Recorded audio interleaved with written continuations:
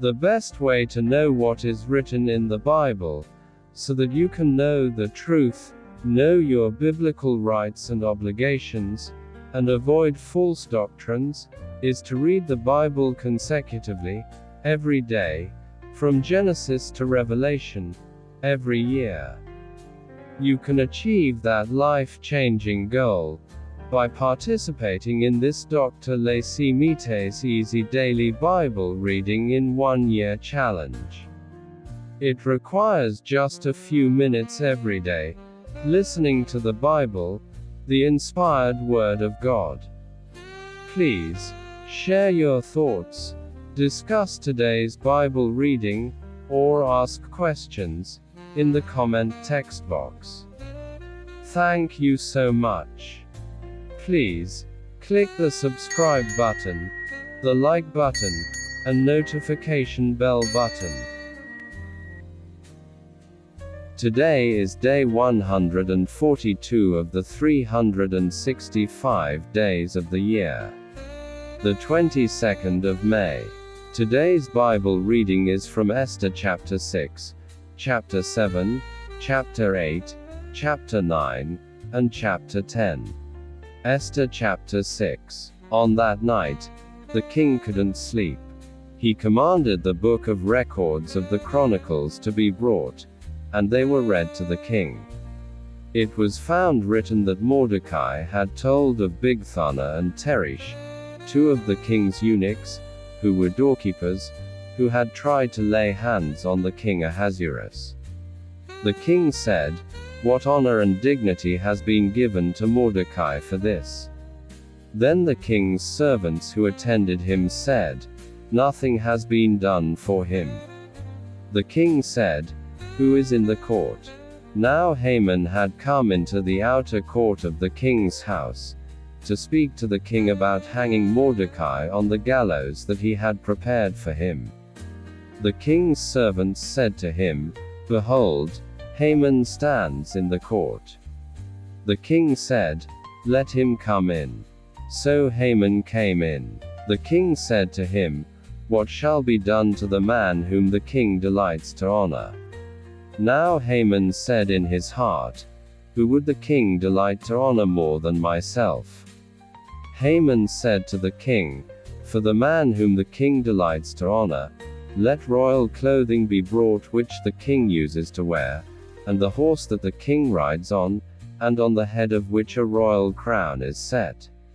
Let the clothing and the horse be delivered to the hand of one of the king's most noble princes, that they may array the man whom the king delights to honor with them, and have him ride on horseback through the city square, and proclaim before him, Thus it shall be done to the man whom the king delights to honor."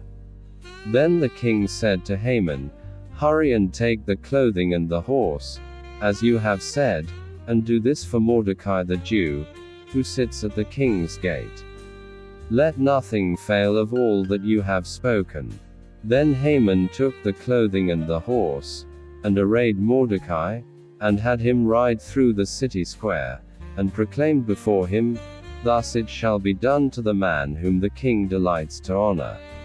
Mordecai came back to the king's gate, but Haman hurried to his house, mourning and having his head covered.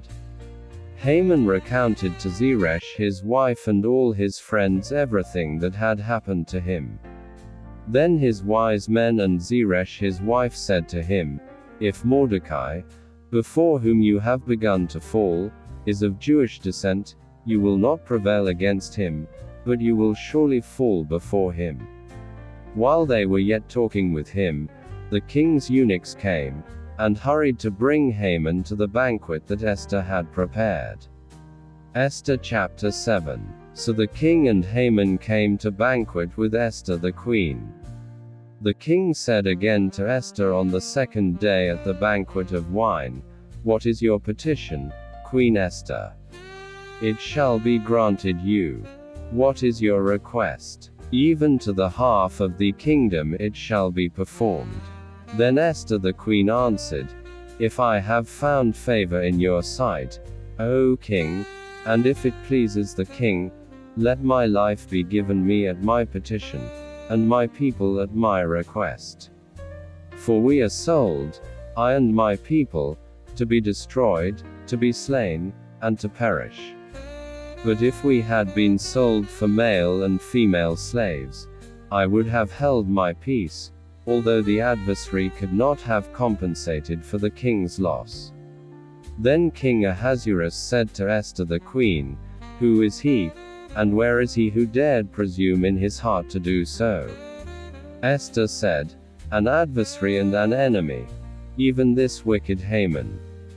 Then Haman was afraid before the king and the queen. The king arose in his wrath from the banquet of wine and went into the palace garden. Haman stood up to make request for his life to Esther the queen, for he saw that there was evil determined against him by the king. Then the king returned out of the palace garden into the place of the banquet of wine, and Haman had fallen on the couch where Esther was. Then the king said, Will he even assault the queen in front of me in the house? As the word went out of the king's mouth, they covered Haman's face. Then Harbona, one of the eunuchs who were with the king, said, Behold, the gallows 50 cubits high, which Haman has made for Mordecai, who spoke good for the king, is standing at Haman's house. The king said, Hang him on it. So they hanged Haman on the gallows that he had prepared for Mordecai. Then the king's wrath was pacified. Esther chapter 8. On that day, King Ahasuerus gave the house of Haman, the Jews' enemy, to Esther the queen. Mordecai came before the king, for Esther had told what he was to her. The king took off his ring, which he had taken from Haman, and gave it to Mordecai. Esther set Mordecai over the house of Haman.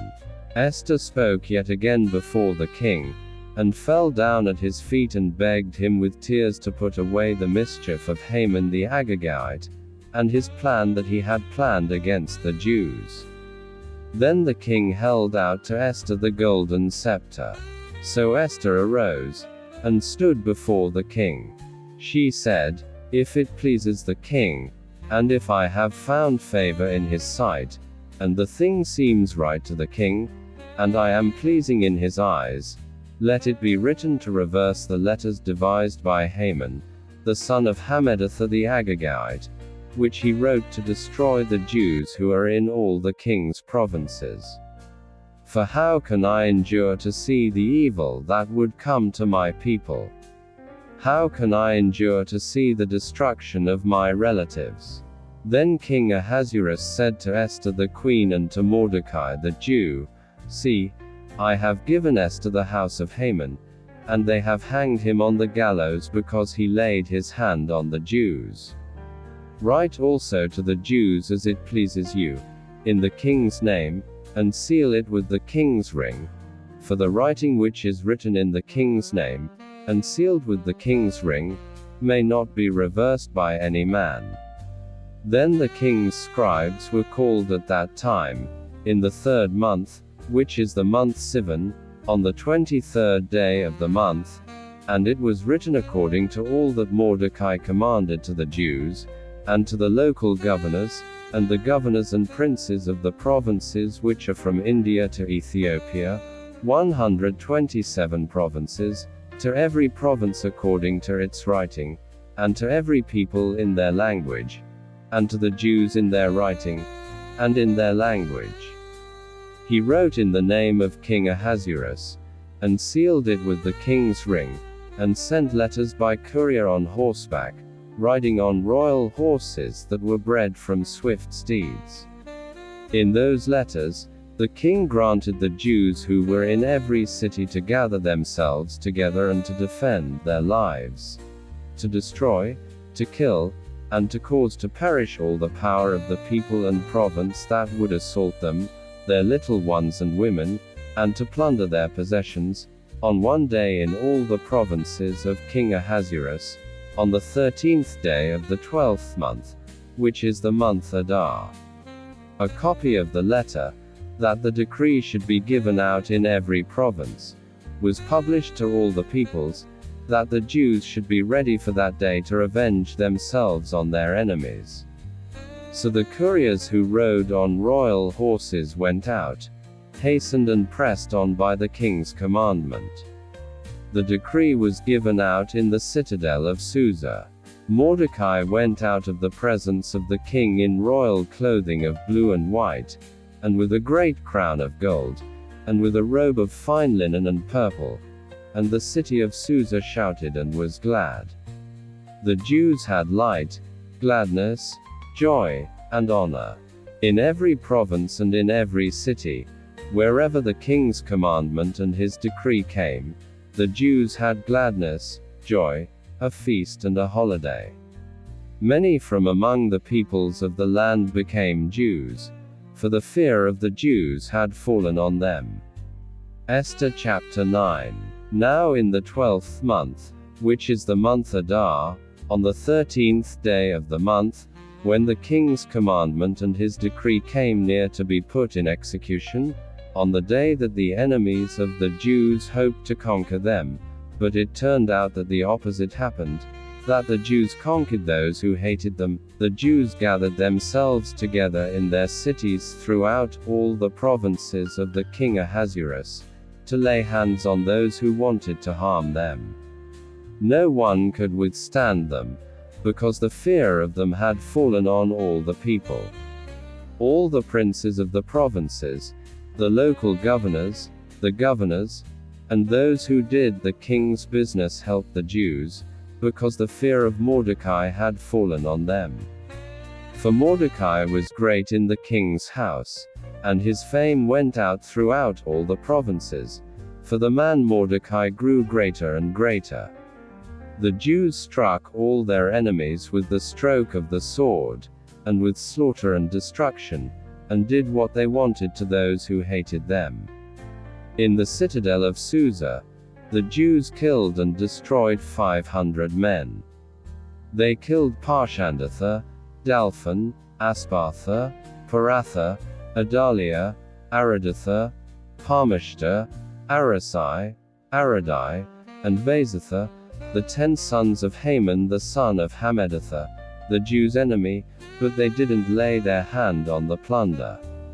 On that day, the number of those who were slain in the citadel of Susa was brought before the king.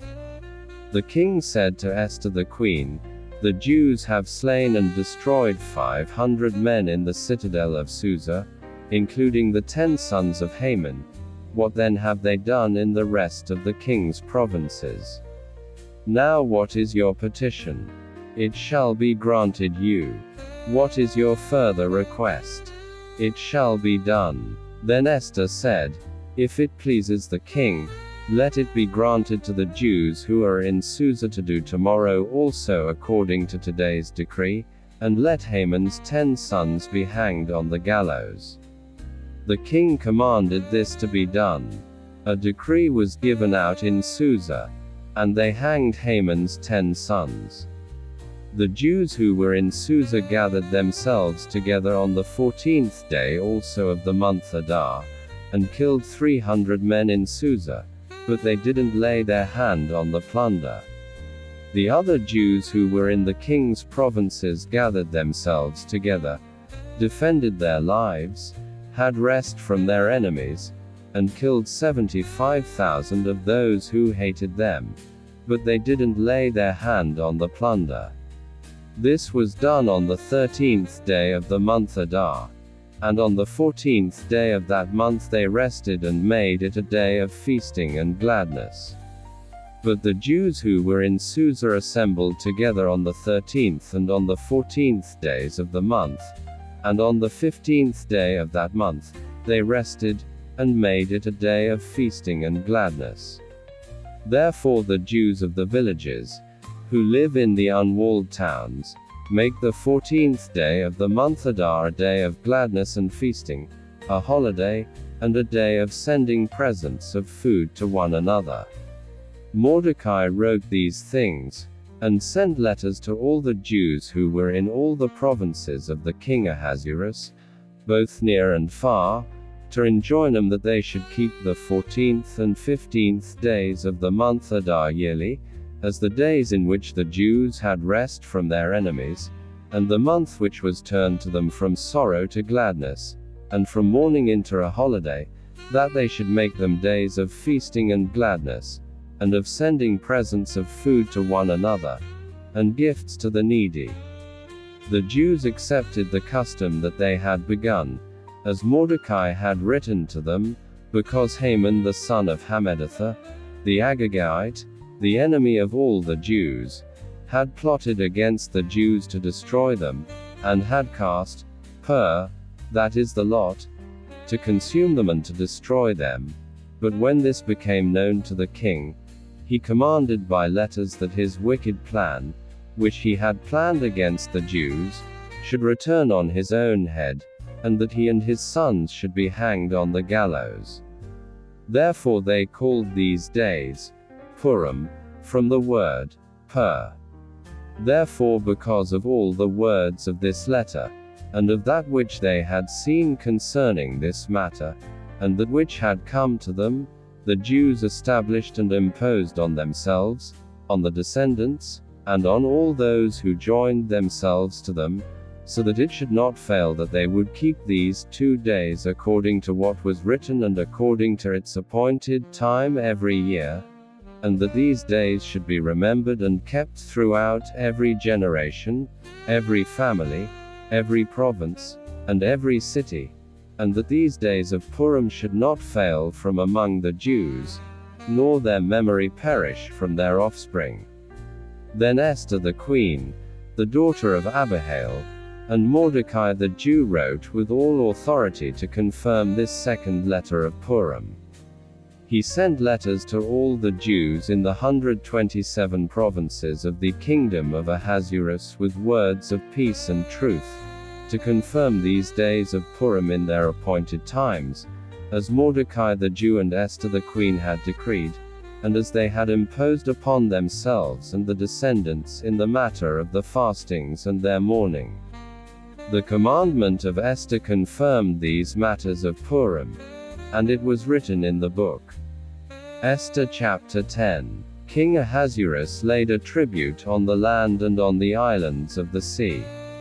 Aren't all the acts of his power and of his might, and the full account of the greatness of Mordecai, to which the king advanced him, written in the book of the Chronicles of the kings of Media and Persia? For Mordecai the Jew was next to King Ahasuerus, and great among the Jews and accepted by the multitude of his brothers, seeking the good of his people and speaking peace to all his descendants.